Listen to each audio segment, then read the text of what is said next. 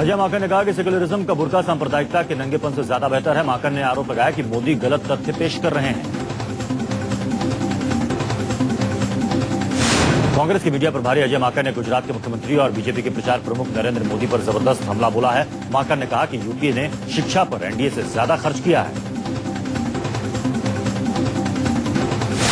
अजय माकन ने मोदी को जवाब देते हुए कहा कि केंद्रीय विश्वविद्यालयों की संख्या अब 17 से बढ़कर 44 हो चुकी है। मोदी ने कहा था कि चीन के मुकाबले भारत में शिक्षा कमजोर हुई है। अजय माकन ने मोदी के गुजरात की शिक्षा व्यवस्था पर जोरदार हमला बोला है। माकन ने कहा कि गुजरात में स्कूल ड्रॉप आउट 57% है और खेल की शिक्षा पर कोई ध्यान नहीं दिया जा रहा। कल नरेंद्र मोदी ने पुणे में फर्ग्यूसन कॉलेज में बिना नाम लिए कांग्रेस पार्टी पर हमला बोलते हुए कहा था कि दुनिया की 500 प्रतिष्ठित यूनिवर्सिटियों में भारत की अब एक भी नहीं और चीन की 2 यूनिवर्सिटी है।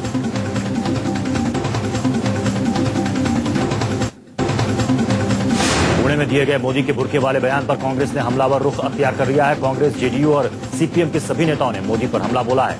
मोदी ने कहा था कि संकट के वक्त कांग्रेस सेक्युलरिज्म के बुर्के में छुप जाती है। केंद्रीय सूचना प्रसारण मंत्री मनीष तिवारी ने कहा कि सेक्युलरिज्म का बुर्का सबको साथ लेकर चलता है, जबकि सांप्रदायिकता का पहिया देश की एकता को कुचल देता है। भोपाल में दिग्विजय सिंह ने भी मोदी पर निशाना साधा। कांग्रेस नेता दिग्विजय सिंह ने मोदी से सवाल पूछा कि सबसे पहले तो वो सेक्युलरिज्म की परिभाषा बताएं। कांग्रेस प्रवक्ता शकील अहमद ने मोदी के बुर्का वाले बयान की निंदा करते हुए कहा कि बीजेपी की सांप्रदायिकता से अच्छा तो कांग्रेस का सेक्युलरिज्म वाला बुर्का है। मोदी के बुर्के वाले बयान पर कांग्रेस नेता जगदंबिका पाल ने कहा कि वो इस तरह के बयान इसलिए दे रहे हैं ताकि देश में सेक्युलरिज्म का ढांचा कमजोर हो।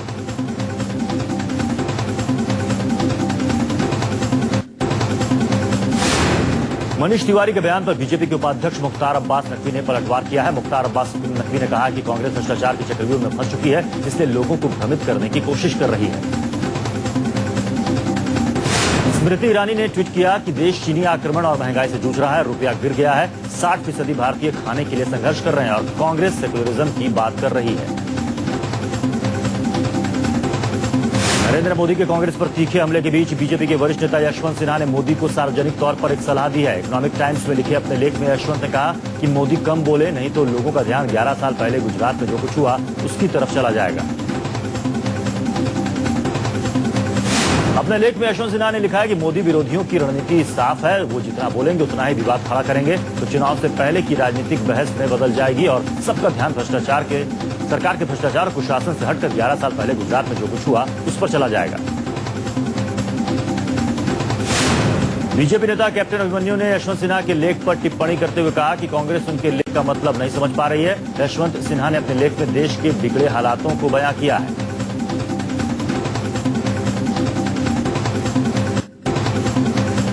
सुप्रीम कोर्ट ने सीएजी शशिकांत शर्मा की नियुक्ति को चुनौती देने वाली याचिकाओं पर सुनवाई करने से इनकार कर दिया है। सुप्रीम कोर्ट ने निर्देश दिया है कि तय कानूनी प्रक्रिया का पालन करते हुए पहले हाई कोर्ट में अपील की जाए।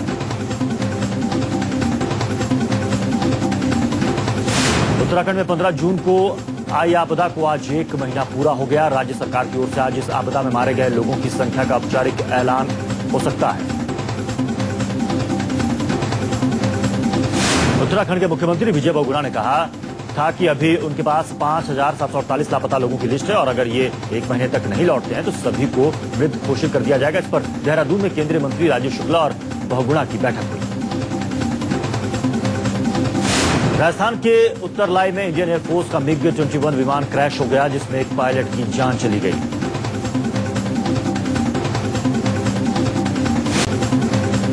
गुड़गांव गोकाबार में रविवार शाम पुलिस ने छापा मारकर 100 से ज्यादा नाबालिग लड़के लड़कियों को पकड़ा। ये सभी पार्टी में शराब और हुक्का पी रहे थे।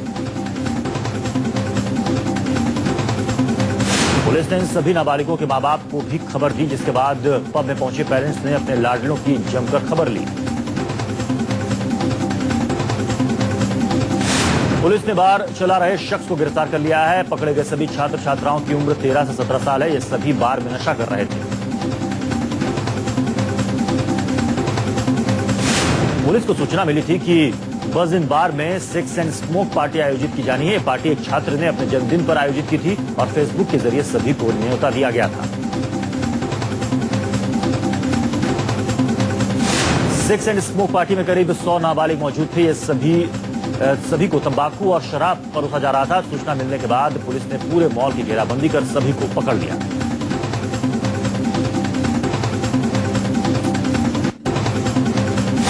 अमरनाथ गुफा का शिवलिंग यात्रा से 38 दिन पहले पूरी तरह पिघल चुका है। बाबा बर्फानी का शिवलिंग पूरी तरह से पिघल गया है, जबकि अमरनाथ यात्रा अभी 38 दिनों तक और चलनी है। अब तक अमरनाथ गुफा में 2 लाख श्रद्धालु दर्शन कर चुके हैं। अमरनाथ गुफा की तीर्थ यात्रा इस साल 1 जुलाई से शुरू हुई थी, जो 24 अगस्त तक चलेगी।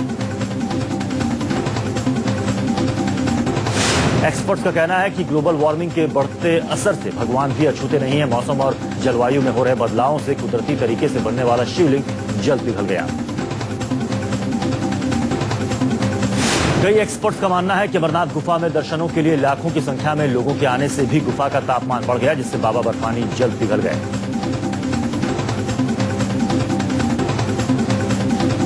बाबा अमरनाथ को तीर्थों का तीर्थ कहा जाता है, क्योंकि यहीं पर भगवान शिव ने मां पार्वती को अमृतत्व का रहस्य बताया था। अमरनाथ बाबा की गुफा 11 मीटर ऊंची है। इसकी लंबाई 19 मीटर और चौड़ाई 16 मीटर है।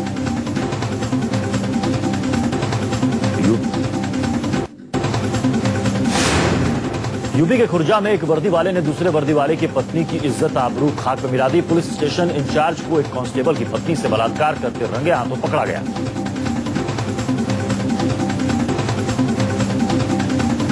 पीड़ित महिला और उसके कांस्टेबल पति ने सीनियर पुलिस अफसरों से इंसाफ की गुहार की है।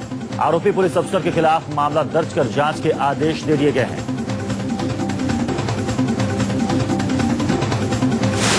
पश्चिम बंगाल के पंचायत चुनाव के दूसरे चरण में जमकर हिंसा हुई। आसनसोल में टीएमसी और सीपीएम के कार्यकर्ताओं में हुई चुनावी झड़प में एक शख्स की मौत हो गई। हिंसा से वोटिंग पर भी असर पड़ा है। मुंबई के मलाड में एक व्यवसायी के घर में चोर ताला तोड़कर घुस गए और करोड़ों के माल पर हाथ साफ कर दिया। बिजनेसमैन को करोड़ों की चंपत लगाने वाले इन चोरों की तलाश में पुलिस जुट गई है।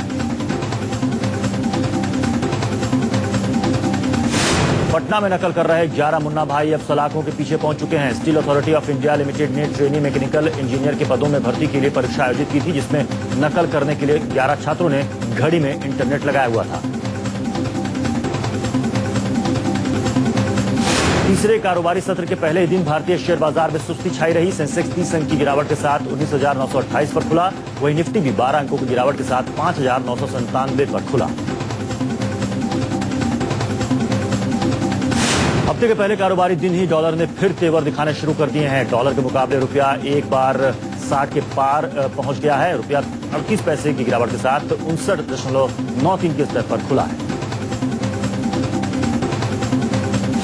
8 महीने से बिक्री में नरमी से परेशान कार कंपनियों ने ग्राहकों को लुभाने के लिए छूट और लुभावनी स्कीमों की झड़ी लगा दी है। कार कंपनियों ने कीमतों में भारी छूट से लेकर मुफ्त इंश्योरेंस ऑफर देना शुरू कर दिया है। वित्त मंत्री पी चिदम्बरम इस हफ्ते के आखिर में मॉस्को दौरे के लिए रवाना होंगे। वित्त मंत्री ने कहा कि वहां G20 की 2 दिवसीय मंत्री स्तरीय बैठक में वो शामिल होंगे। G20 के सदस्य देश मौजूदा वैश्विक आर्थिक हालात पर चर्चा करेंगे। रिलायंस जनरल महिलाओं के लिए विशेष हेल्थ बीमा लेकर आ रही है। हेल्थ गेन नाम की नई पॉलिसी इस साल 1 अगस्त को लॉन्च होगी। यदि कोई महिला परिवार के लिए नई पॉलिसी का आवेदन करती है तो उसे प्रीमियम पर 5% छूट मिलेगी।